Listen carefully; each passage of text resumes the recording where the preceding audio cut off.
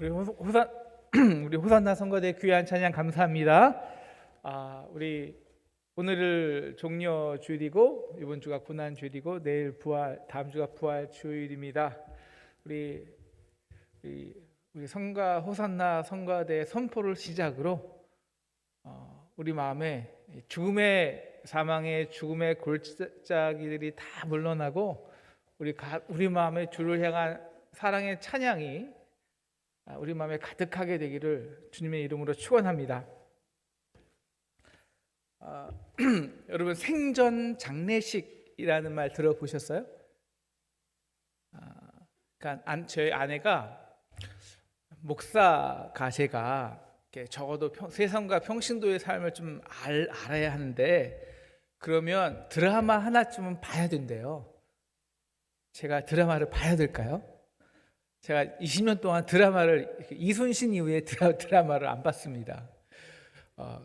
이순신 무슨 이순신이죠? 충북 하여튼 무슨 이순신 유명한 드라마가 있었는데 그래서 제가 10년, 20년 만에 시간을 쪼개서 드라마 한 편을 봤어요. 무슨 드라마일까요? 요즘 드라마, 요즘 방영이 끝났는데요. 여러분 좋아하는 드라마 뭐세요? 요즘 끝난 드라마? 보신 드라마 있잖아요. 하나 있는데요. 저는 39입니다.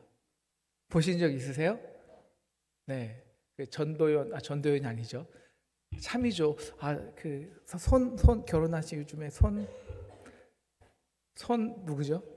손예진. 그 사람 이름 생각나서 손예진 주연하고 나온 드라마인데요. 그 드라마의 한 장면이에요. 찬영이라는 주인공이 폐암 4기였습니다. 근데 죽음을 앞두고 친구에게 전달한 부고 리스트를 친구가 브런치 리스트로 만들고 생전 장례식을 하는 내용인데요. 우리 함께 보실까요? 네. 근데 찬영은 폐암 4기라는 0.08%의 생존 확률이라는 사망 선고를 받습니다. 치료하는 대신 지구상에서 가장 신나는 시한부가 되어 보기로 결정합니다. 명품 옷을 사고 여행을 가면 우리가 마지막 남은 삶을 신명나게 살 수 있을까요? 그래서 찬영이가 결정한 것이 있죠. 남자친구 만들어주기, 또 다른 친구의 생모 찾아주기, 그리고 식당 가는 부모님을 위해 식당 리모델링 해주기. 나의 버킷리스트가 아니라 사랑하는 자의 버킷리스트를 위해서 자신의 마지막 삶을 살아가는 거예요. 근데 그게 진짜 생명처럼 살게 됩니다. 역설이죠. 우리가 죽음이 결정되었을 때 우리의 삶을 가장 생명처럼 살아가는 거예요. 사실 이것이 죽음이란 무엇인가라는 그 세계 3대 명대 강의 중에 하나죠.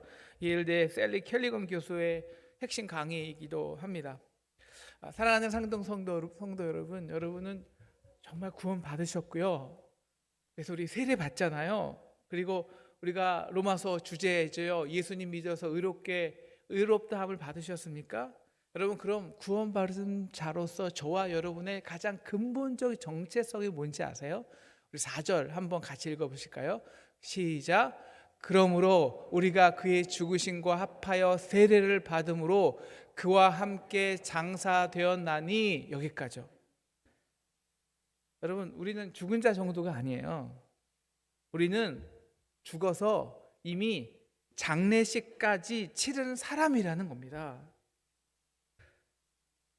그래서 그리스도를 죽은 자 가운데서 살리신 것 같이 우리도 또한 그리스도 안에서 놀라운 새 생명으로 살게 되었다는 거예요. 그래서 5절 가장 중요한 말씀이죠. 만일 우리가 그의 죽으심과 같은 모양으로 연합한 자가 되었으면 또한 그의 부활과 같은 모양으로 연합한 자가 되리라. 우리 부활주일이잖아요. 우리가 진짜 부활을 경험하기 원하는데요. 그래서 한번 꼭 옆에 사람과 이렇게 인사했으면 좋겠습니다. 우리는 장사까지 치른 사람입니다. 우리는 장사까지 치른 사람입니다. 좀 오싹하죠? 그러니까 한 번 더 인사하겠습니다. 그래서 주님과 함께 부활했습니다. 네, 저는 지난주에 두 번의 장례식을 집도했어요. 우리 고 원봉남 정용열 우리 집사님의 모친 되시는 우리 옆 원봉남 우리 권사님, 그리고 김준호 우리 권사님의 아버님 되시는 우리 김진석 성도님 그 장례식을 집도했는데요. 제가 장례식 때마다 선포하는 얘기가 하나 있습니다. 우리가 인생에서 수많은 싸움이 있잖아요. 근데 그 싸움 다 져도 돼요. 근데 정말 지면 안 되는 진짜 싸움이 있어요. 죽음에서 이기는 겁니다. 죽음에서 이기는 거. 근데 죽음에서 이기는 방법은 딱 하나예요. 죽는 거. 근데 어떻게 죽는 거? 혼자 죽으면 그 죽음으로 끝이잖아요. 예수와 함께 죽을 때. 그럼 그의 죽으심과 연합할 때 부활과 그의 부활의 모양으로 우리가 승리하는 겁니다. 우리 지난 시간에 우리 대장 되신 예수를 보았잖아요. 아담은 죄에 졌지만 그 예수는 그 죄를 승리해내셨어요. 우리가 그의 연합한 자가 되면, 그의 죽으심과 연합하면 그의 승리가, 그의 대표로 이미 이겨놓은 그 대표자의 승리가 내 승리가 되는 거예요. 그래서 우리가 그럼 나로 사냐? 오늘 말씀 그래? 그럼 너로 살 거야? 아니면 예수와 연합된 예수로 대표로 살 거야? 이것이 오늘 말씀의 핵심이죠. 제가 오늘 말씀을 참 묵상하는데 참 안 됐어요. 제 마음이 힘들었거든요. 그 힘듦의 본질은 이거였어요. 최근에 내가 또 죽어야 돼? 너무 싫었어요. 근데 두 번의 장례식을 치른 후 말씀을 묵상하는데, 금요 연합속회를 준비하는데 저 한 구절이 저의 마음을 땅 찔렀습니다. 그렇지. 나는 예수와 함께 이미 장사까지 치른 사람인데, 근데 정말 그 정체성이 내 마음에 다시 확 들어온 순간이요. 그동안 제 마음에 사망의 음침한 골짜기로 푹 꺼지게 한 그 문제들이 싹 사라지고, 그 환한 생명의 기운이 막 이렇게 감돌기 시작했어요. 그렇지, 내 죽은 자인데, 죽은 자가 무슨 할 말이 있다고, 죽었는데 주장할 게 있다고. 지난주에도 말했잖아요. 죽었으면 그게 끝이지, 거기 시체에다 뭐 할 거예요? 그게 욕을 한들 뭘 한들 그게 무슨 상관이 있겠어요? 억울하게 욕을 먹던 불합리한 일을 당하던 그게 무슨 상관이냐고. 딱 하나가 문제지. 이제 내가 다시 사냐고, 부활하냐고, 이 지긋지긋한 사망에서 할 것이냐고. 살아도 죽은 사람처럼 사는 게 아니라 생명처럼 살 수 있냐고. 만일 8절, 만일 우리가 그리스도와 함께 죽으면 그와 함께 살 줄을 믿노니. 오늘 말씀의 서론이 이렇게 시작됩니다. 사도 바울이 이렇게 말하는 거예요. 어떤 사람이 우리 5장 20절에서 죄가 더한 곳에 은혜가 더욱 넘친다고 말하니까, 그럼 나 더 열심히 죄 져야겠네. 그래서 나의 죄로 인해서 하나님의 풍성하심이 드러난다면 그거 나 선하게 쓰임 받은 거 아니야? 그러니까 사도 바울이 한 말은 딱 하나예요. 야, 너가 은혜를 모르는구나. 네가 예수 믿어 구원 받았다는 것 자체를 몰라. 그거는 너 예수와 함께 죽었다는 거야. 근데 이미 죄에 대해서 죽은 자가 어떻게 죄에 대해서 죄를 다시 져? 그거는 전제 조건이 이미 성립이 안 돼라는 것이죠.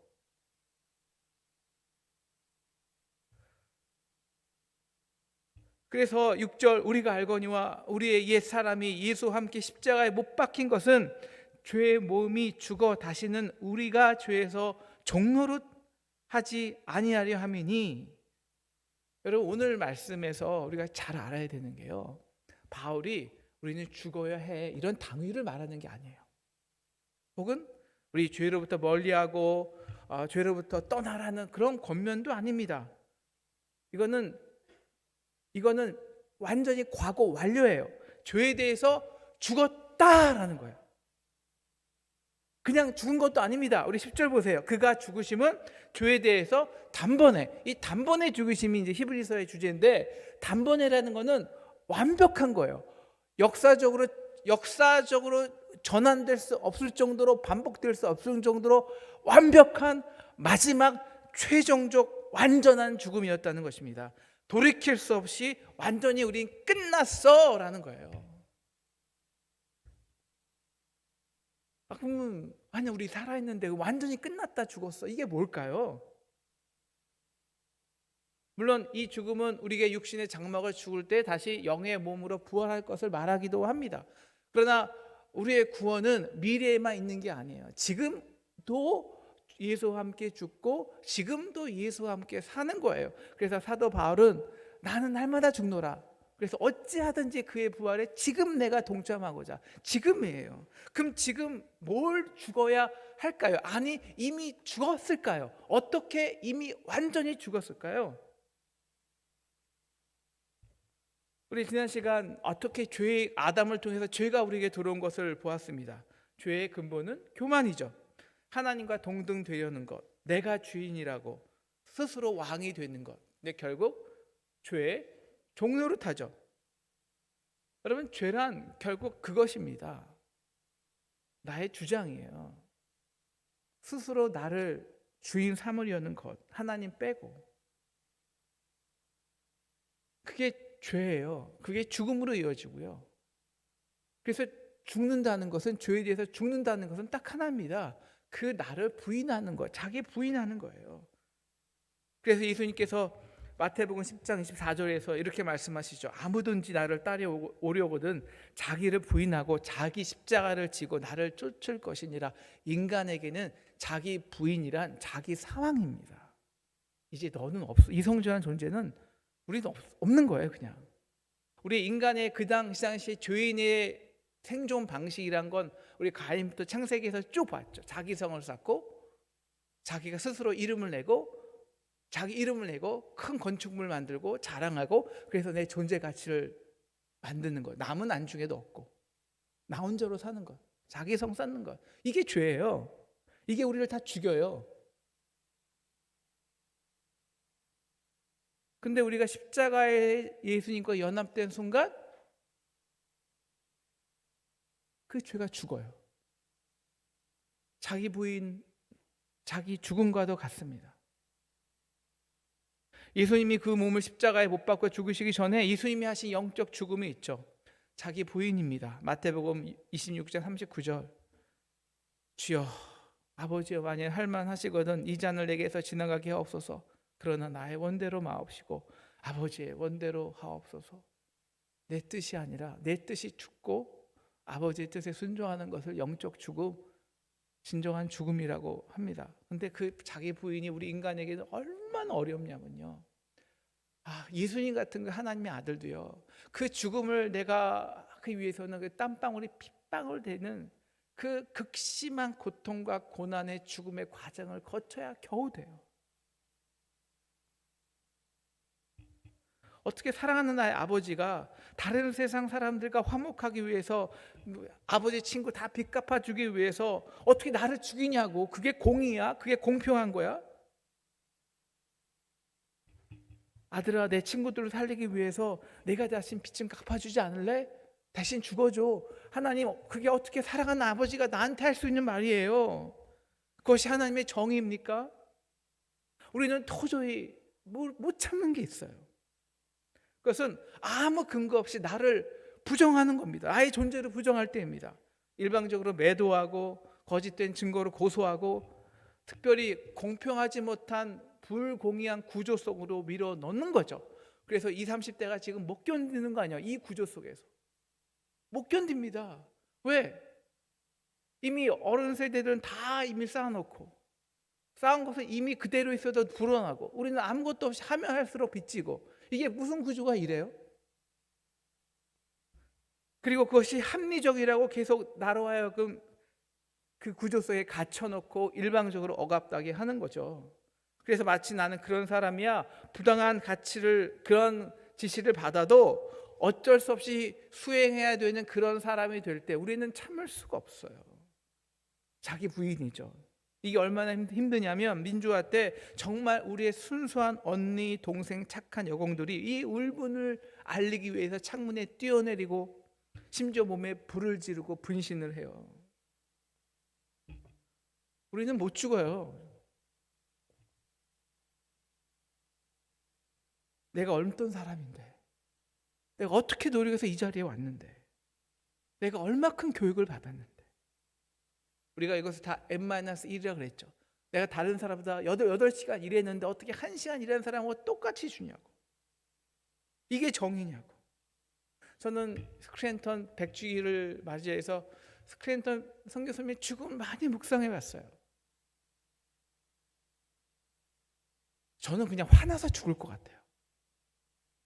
아니 정말 자기 전 재산, 그 클리블랜드의 큰 병원 원장이 될 수 있었는데 다 예수님 때문에 죽고 여기 와서 그 돈 다 일일이, 여러분 하나하나 그 헌금 외국에서 거둘 때마다 그건 자기 죽음이에요. 다 헌금 걷어가지고 자기 재산 팔아서 창동 짓고 동대문 짓고 아영교회 다 이 전국 방방 복국에 그 자기 것을 다 헌신하고 자기의 몸도 다 버렸는데, 죽었는데 그 교회들이 쫓아냈어요. 한국 감리교회가. 저 같으면 울분 때문에 죽을 것 같아요. 근데도 고베에 가서 저는 한국 사람도 안 볼 것 같은데 한국 노동자 위해서 헌신하다가 거기서 또 죽으셨어요.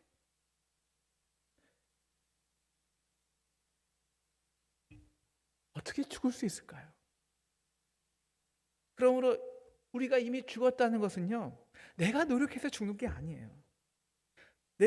노력해서 죽고 조금씩 변화되는 것도 아니에요. 우리는 절대 못 죽으니까요. 근데 어떻게 죽을 수 있냐? 그리스도와 함께 죽으면, 그리스도에 연합되면이라는 것입니다. 예수가 십자가에서 나의 죽음과 나의 죄에 연합했을 때, 그때 그 연합으로만 우리는 반드시 죽을 수 있는 거예요. 우리 같은 교만한 자가. 그 십자가가 정말 나의 십자가가 될 때 예수 그리스도가 나의 연합된 나를 위해서 십자가에서 나의 허물과 죄를 뒤집어 쓰고 나와 나의 죄를 위한 유월절 어린 양이 되셔서 십자가에서 선명히 피를 흘린 그 피가 나에게 선명해질수록 우리는 죽을 수 있어요.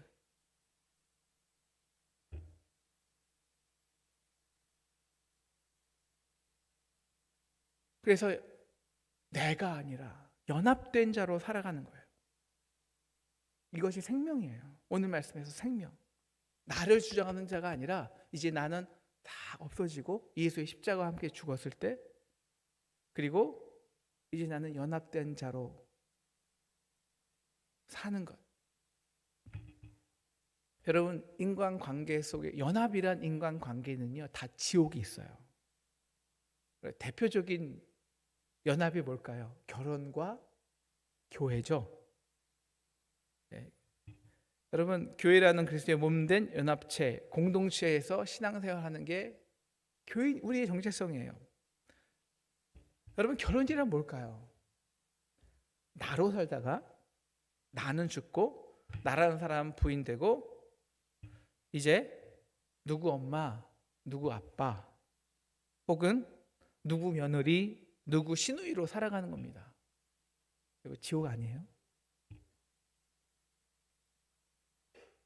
여러분, 자기를 부인하지 않고는 한 부부로 살 수 없고요, 한 몸으로 살 수 없고요, 연합체로 연합된 생명을 살 수 없어요. 에베소서 5장 31절에 이렇게 말하죠. 그러므로 사람이 그 부모를 떠나 그와 아내와 합하여 그들이 한 육체가 될지니. 여러분, 이 결혼이란, 그리고 신앙생활이란 새로운 피조물, 보라 옛 것을 지나갔고 한 몸 되는, 연합되는 놀라운 생명과 창조의 과정입니다. 이것이 신앙이고 성화예요. 그런데 우리가 한 부모 밑에서 30년 동안 다른 기호, 다른 스타일, 다른 가치관 밑에서 자랐는데, 그렇게 30여 년을 충실히 자기에 맞춰서 살아온 사람들이 한꺼번에 자기 좋다고 만났다고 그게 죽어지나요? 제가 이제 가끔 우리 자매들 중에 결혼에 대한 환상을 가지고 있는 자매들이 있어요. 그럼 제가 이렇게 말합니다. 우리 누구누구 자매야, 너 결혼이 뭔지 알아? 저도 잘 모르면서 하는 말이에요. 이해해 주세요. 결혼은 3만 5천 번의 식사 준비야. 결혼은 3만 번의 아침 이부자리 정리고 7천 번의 화장실 청소야. 아기를 낳는다면 2년 기준으로 해서 4,320번 기저귀 갈아야 되고, 아이 둘 있다면 8,640번 갈아야 돼. 이거 누가 할까? 여러분, 예수 믿는다는 게 뭔지 아세요? 그리스도의 몸된 지체가 되어서 그리스도의 몸을 세우는 거예요. 이게 사도 바울의 이야기 다예요. 모든 서신서에서. 그건요, 딱 하나예요. 상대가 오를 요구하면 심리 가주는 거예요. 겉옷 요구하면 나의 겉옷을 부당히 요구하면 속으로는 분노하지만 속옷까지 주는 거예요. 여러분, 이게 신앙생활 아닙니까? 우리 꼬박꼬박 11조네요. 그 귀한. 여러분, 그 10분의 1이 얼마나 피 같은 돈입니까? 우리가 11조만 냅니까? 시간 헌신하죠. 봉사하죠. 또 성경금 내죠. 그렇게 열심히 일하면 일할수록 매주 교회에서 욕먹는 게 신앙생활입니다. 이게 신앙생활의 본질이에요. 그래서 죽어야 돼요. 그래서 바울이 말합니다. 고린도후서 5장 17절, 그리스도 예수 안에 있으면 새로운 피조물이라. 이전 것은 지나갔으니 보라 새 것이 되었도다. 여러분, 새로운 피조물이란 뭐 덧칠하고 개조하는 것이 아닙니다. 이건 창조죠. 그거는 진정한 창조는 죽어야 가능해요. 그리스도 안에 있으면, 그리스도에 연합한 자가 되면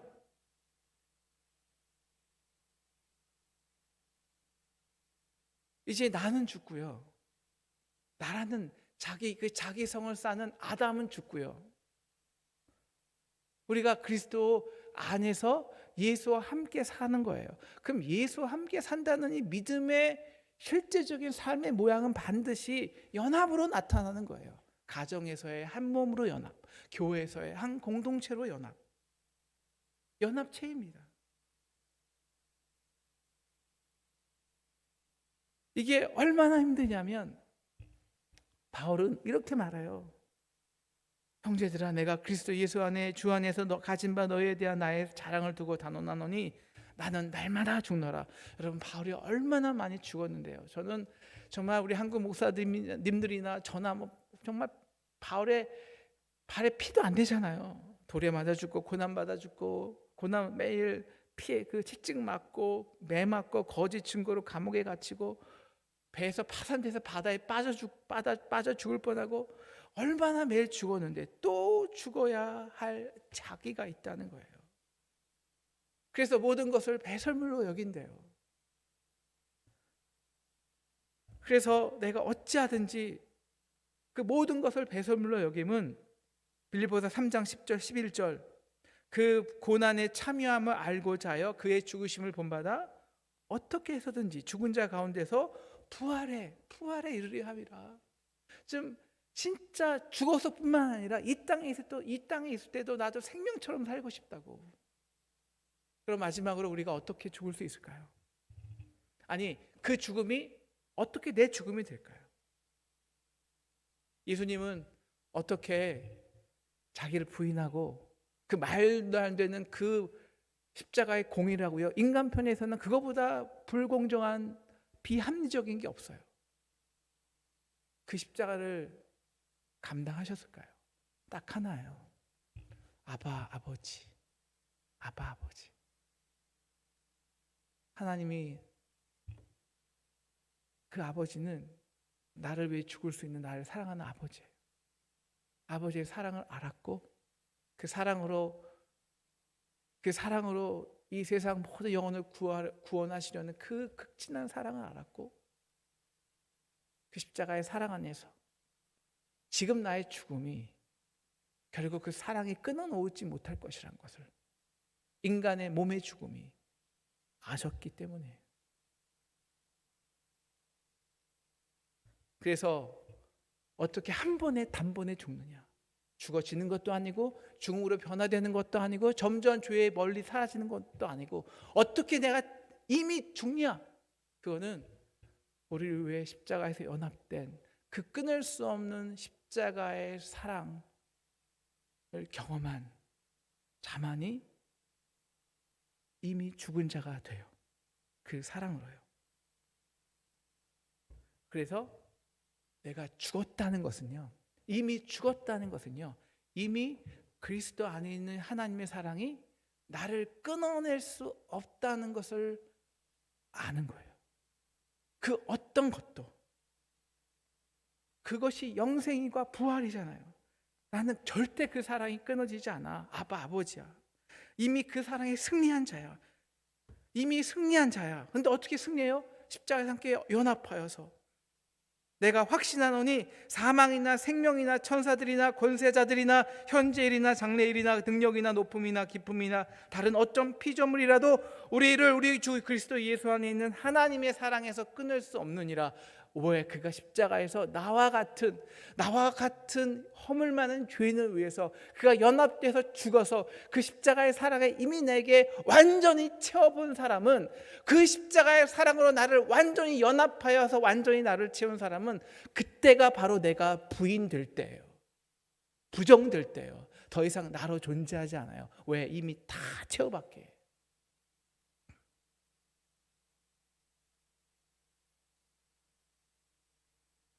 더 이상 채울 수 없을 정도로 완전한 사랑을 본 사람만 그때 이미 죽는 거예요. 천지를 창조하신 창조자가 내 몸에 오셔서 내 몸과 연합하셔서 내 대신 십자가에서 저주받으시고 죽으셨어요. 그 사랑이 연합됐어요. 그리고 그 사랑 끊어지지 않아요. 이미 끝난 거예요. 이미 끝난 거예요. 누가 우리를 그리스도의 사랑에서 끊으리요? 환난이나 공고나 박해나 기근이나 적신이나 위험이나 칼이랴. 이미 그 사랑은 승리해 놓은 거예요. 아담이 실패한 걸 예수 그리스도는 우리의 대표자로 우리가 십자가에 연합될 때 이미 완전한 승리를 누렸어요. 승리를 주셨어요. 그래서 우리는 이미 죽은 자라는 거예요. 그래서 왜? 이미 승리했기 때문에. 그래서 십자가에서 죽음과 부활은 다른 사건이 아니에요. 한 사건이에요. 내가 죽을 때 이미 승리한 거예요.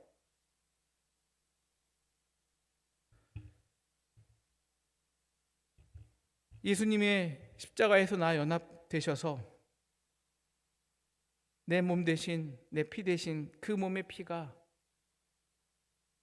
그 보혈이 흘려질 때 그것이 선명해질수록, 그 사랑이 나를 채울수록 나는 죽어가요. 아니, 죽어요.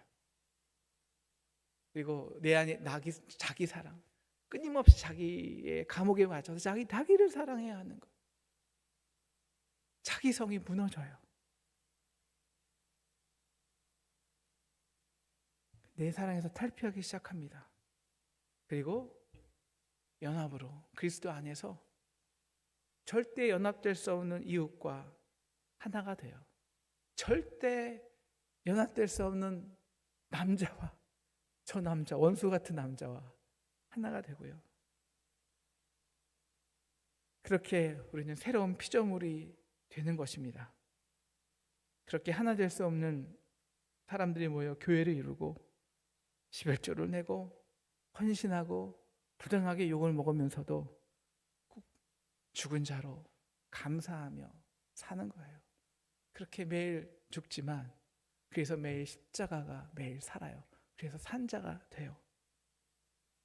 그렇게 우리는 대장 예수가 이겨놓은 자기 안에서 자기로만 죽게 하는 이 사망 권세를 이미 이겨놓았어요. 죽었기에. 그래서 생명으로 삽니다. 여러분, 생명으로 산다는 것은요, 혼자 살 수 없어요. 자기로 살 수 없는, 자기로 사는 것은 생명이 아니에요.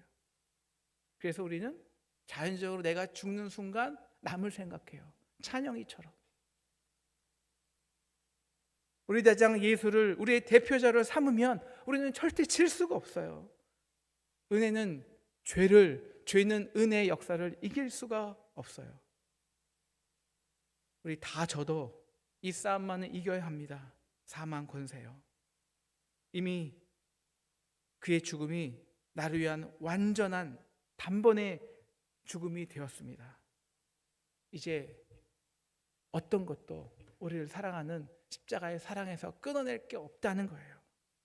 우리 의지로 죽는 것이 아닙니다. 제가 지난 시간 2번의 장례식을 치르면서 결단한 게 있습니다. 내가 매일 상동의 장례식을 참여하면서 나도 장례를 해야겠다.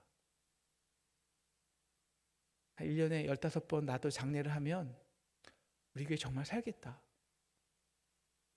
제가 최근에 웃음이 좀 사라졌어요. 좀 화를 자주 내는 저를 발견해요. 말을 막 하고 싶어. 저도 20년을 이 합리적인 교육을 받아갔고요. 이 불합리한 구조를 제가 표현은 안 합니다만 정말 속에서 열불이 날 때가 있어요. 이거 진짜 불합리한 거 아니야? 그래서 표현을 해요. 그래서 저도 모르게 아마 상처를 드린 분들이 있을 수도 있을 것 같아요. 죄송합니다. 제가 아직 못 죽어서. 근데 하나님이 그러신 것 같아요. 오늘 말씀 묵상하면서 야, 너 상등교회 살리고 싶지. 여러분에게도 오늘 똑같이 말씀하실걸요. 야, 너 너희 가정 살리고 싶지. 너 자녀 살리고 싶지. 아니 너 이미 교회 살았어. 이미 너 승리자야. 너 하나만 하면 돼. 네가 죽으면 돼. 네가 죽으면 가정 살아. 네가 죽으면 교회 살아. 네가 살리려 하지 마. 너가 죽어.